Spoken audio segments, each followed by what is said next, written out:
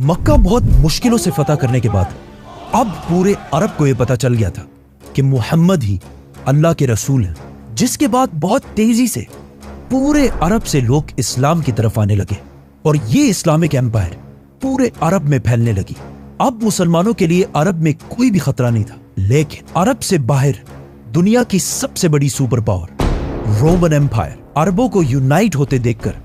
बिल्कुल भी खुश नहीं थी, जिसकी वजह से पूरी दुनिया में ये बातें फैलने लगी कि बहुत जल्द रोमन एम्पायर मुसलमानों पर हमला करने वाली है ताकि वो अरबों को यूनाइट होने से रोक सके। कुछ लोगों ने कहा कि रोमन्स 40,000 और कुछ लोगों ने कहा कि 1 लाख की फौज लेकर रोमन्स मुसलमानों की तरफ बढ़ रहे हैं, जिससे मुसलमान हर टाइम अलर्ट रहने लगे कि किसी भी टाइम रोमन्स हमला कर सकते हैं। तो आखिर आप सल्लल्लाहु अलैहि वसल्लम ने हिजरत के 9 साल बाद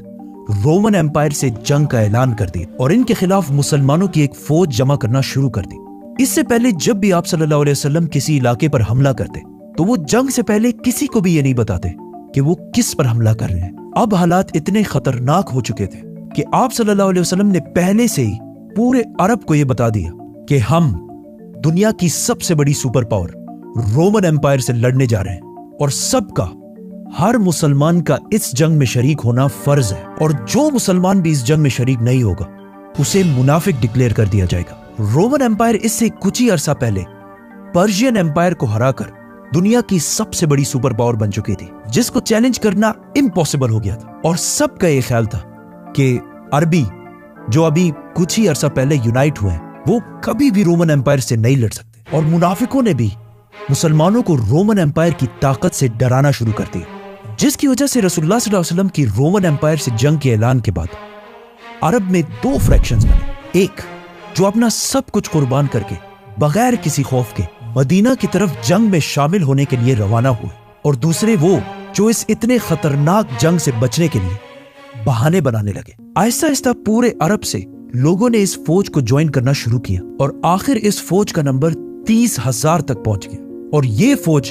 अरब की सबसे बड़ी फौज बन गई। लेकिन इतने बड़े फौज को मैनेज करना भी कोई आसान काम नहीं था, क्योंकि ये जंग मुसलमानों को साल के सबसे गर्म टाइम में करनी थी और वो भी अरब की गर्मी, जिस वक्त पूरे अरब में कहत फैल चुका था, जिसकी वजह से रसूलुल्लाह सल्लल्लाहु अलैहि वसल्लम ने सारे मुसलमानों से इस फौज के लिए फंड्स इकट्ठा करने की रिक्वेस्ट की, जिसके बाद हर मुसलमान अपनी ताकत के मुताबिक इस फौज के लिए फंड्स इकट्ठा करने लगा। रसूलुल्लाह सल्लल्लाहु अलैहि वसल्लम अब तक हर जंग के बाद जो भी माले गनीमत हासिल करते थे उसे बहुत जेनरसली पूरे मुसलमानों में तकसीम कर देते थे। तो अब मुसलमानों की बारी थी कि वो भी रसूलुल्लाह सल्लल्लाहु अलैहि वसल्लम की उसी तरह मदद करें। तो हजरत उमर रज़ी अल्लाह तआला अन्हु,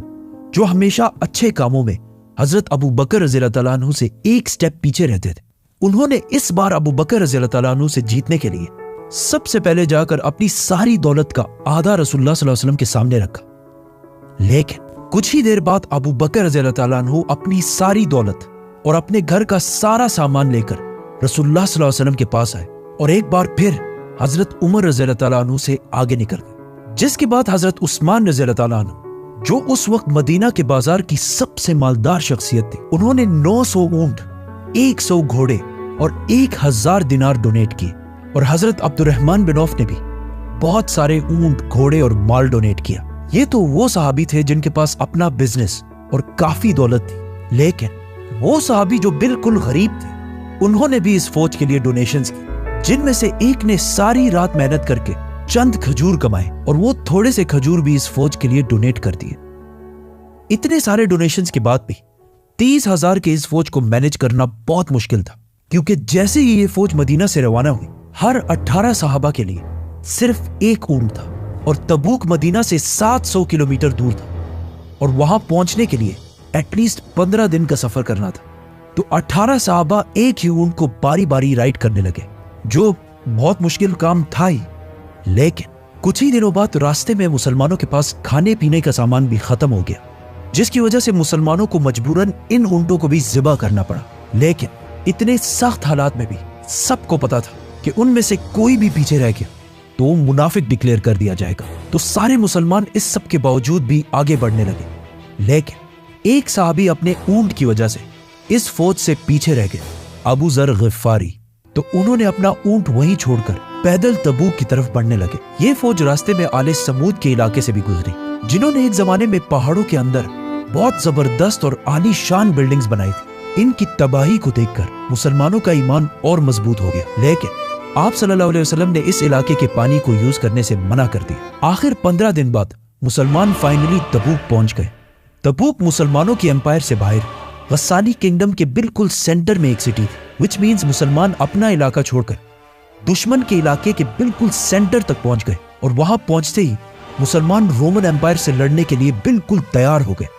और सफों में खड़े हो गए। लेकिन काफी टाइम इंतजार करने के बाद भी नथिंग,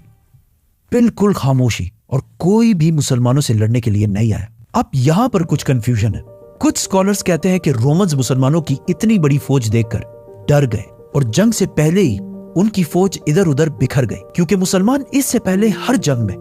अपने से 3 गुना बड़ी फौज से लड़ती थी। बदर में मुसलमान 300 और दुश्मन 1000, ओहद में मुसलमान 1000 और दुश्मन 3000, और खंदक में मुसलमान 3000 और दुश्मन 10,000। और कुछ लोग ऐसे भी हैं जो कहते हैं कि कभी किसी फौज ने मुसलमानों पर हमला किया ही नहीं था, ये बस अफवाहें थी। जो भी था, इस वाक़े के बाद पूरे अरब में ये बात फैल गई कि मुसलमान फौज लेकर रोमन एम्पायर के बॉर्डर तक गई और उन्हें जंग की दावत भी दी। लेकिन रोमन एम्पायर, दुनिया की सबसे बड़ी सुपर पावर, मुसलमानों से डर के जंग से भाग गई। अब तक पूरी दुनिया मुसलमानों को बस एक छोटी सी फोर्स समझते थे, लेकिन इस वाक़े के बाद मुसलमानों को पूरी दुनिया एज अ ग्लोबल पावर देखने लगी। तबूक के पास जितने भी छोटे छोटे किंगडम्स थे वो अब तक रोमन एम्पायर के अंडर रहते थे, लेकिन मुसलमानों की इस ताकत को देखने के बाद उन्होंने रोमन एम्पायर को छोड़कर आप सल्लल्लाहु अलैहि वसल्लम के सामने सरेंडर कर दिए और जिजिया देने का भी वादा किया। और जो स्टेट्स अब तक रोमन एम्पायर के गुलाम थे, अब वो मुसलमानों के वेसल स्टेट्स बन गए। और अब पहली दफा मुसलमानों की इस सल्तनत के बॉर्डर्स डायरेक्ट 2 बड़े सुपर पावर्स रोमन और पर्शियन एम्पायर से टकरा गई और पूरी दुनिया मुसलमानों को एक सुपर पावर की तरह देखने लगी। इन छोटे किंगडम्स के सरेंडर करने की वजह से मुसलमानों को बहुत सारे घोड़े, ऊंट और सोना मिला। और आखिर 20 दिन तबूक में स्टे करने के बाद आप सल्लल्लाहु अलैहि वसल्लम और ये 30,000 का लश्कर वापस मदीना पहुंचे, जहां इनको बहुत जबरदस्त तरीके से वेलकम किया गया, क्योंकि जो फायदा मुसलमानों को रोमन से जंग के बाद हासिल होना था वो बगैर किसी जंग के मुसलमानों को मिल गया। और मुसलमानों के दरमियान जो ट्रेटर्स, मुनाफिकीन थे, वो भी सारे मुसलमानों के सामने आ गए। मदीना पहुंचने के बाद बाकी सारे अरब कबीले भी इस्लाम कबूल करके इस एम्पायर में शामिल हो गए और पूरा अरब बुत परस्ती, आइडोलेट्री को छोड़कर एक ही अल्लाह की तरफ आने लगा। लेकिन उसके साथ ही रसूलुल्लाह सल्लल्लाहु अलैहि वसल्लम का इस दुनिया में मिशन कंप्लीट हो गया, क्योंकि ये जंग तबूक रसूलुल्लाह सल्लल्लाहु अलैहि वसल्लम की जिंदगी की आखिरी जंग, क्योंकि इसके कुछ ही साल बाद आप सल्लल्लाहु अलैहि वसल्लम की जिंदगी का आखिरी दिन है।